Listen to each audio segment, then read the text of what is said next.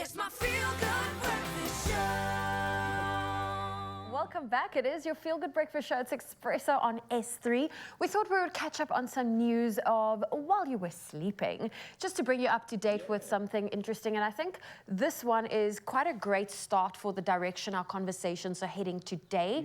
Adele came to the defense of a fan from a security guard in the middle of her performance in Vegas. Now, during her recent performance in Vegas, the superstar singer halted the show in the middle of Water Under the Bridge when it appeared that a fan was being roughed up by a security guard. Now, this is incredible because she spotted this from the stage and she wanted to know what was going on. She then asked the security guard, with the stick in your hand, to put his hand up before directing him to leave the fan alone. Wow. And then she also said, "They won't bother you again, my darling." I felt like I had to say it with a bit of a British accent there. And she assured the concert goer in the audience as she walked back to the microphone.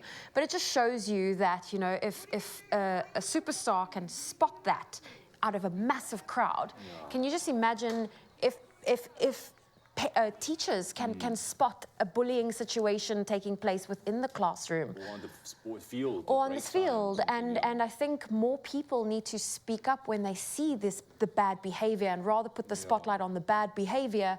But yeah, I think that's incredible that Adele did that. I love the story. I love the story where there's these thousands and thousands of super fans coming through there. She's obviously being professional on stage and delivering a concert, but still she's able to spot that moment and halt everything. I love that. Big up to Adele, huh? My Definitely. darling, she says. Yeah, typical Adele. And then another story which is also quite interesting, rugby rules for junior players. I mean, this is something that, I mean, we've been debating, myself and my wife, with regards to our kids and, you know, are we going to allow them to play rugby? Do they want to play rugby? But a new study by the National Library of Medicine in the US marked differences in the weights and body composition of young rugby players in France competing with the same age groups, and concluded it should lead to alternative models for grouping young players. I think it's quite interesting because the study compared the variance in body size and body composition of schoolboy rugby players across weight and age grading models. Now, that is a weight grading model. It should be considered to limit those mismatches, because we know that sometimes when it comes to the young kids, some kids grow faster, some boys are much bigger than the other boys on the field, and there's always a possibility of one of these boys being seriously injured. Yeah, I mean, I've seen schoolboy rugby where it's like under 13, you're like, is that kid really 13? He's 18. That is the thing. And I mean, this is also partly the reason why I never really played rugby at primary school level, because I was very scrawny and skinny. And then you had these other guys that you played with, and I felt like I'm going to be crushed, you know, for sure. So it made me very scared. So they're almost like adopting this weight category where they're looking at the body composition. New Zealand, they've been doing it, and they've proven that it works as well. In South Africa, it's still age grade is determined by the maximum age as determined on the 31st of December of that specific year of a player allowed to participate within that prescribed age grade. So, for example, the oldest player, like what we see here now, in the under 13 age grade could still be 13 years old on the 31st of December, obviously giving that advantage. So, yeah, this is interesting. We'd love to know your thoughts on this as well with regards to, you know, how to look at, you know, setting up a team, especially of young rugby players, to make sure that you look after them and not let them get hurt. Definitely.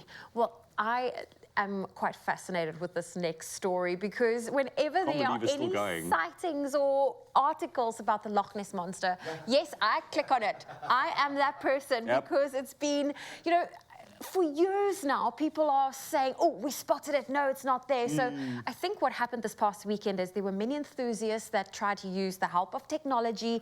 They went to the lake in the Scotland Highlands over the weekend to see if they can turn myth into reality.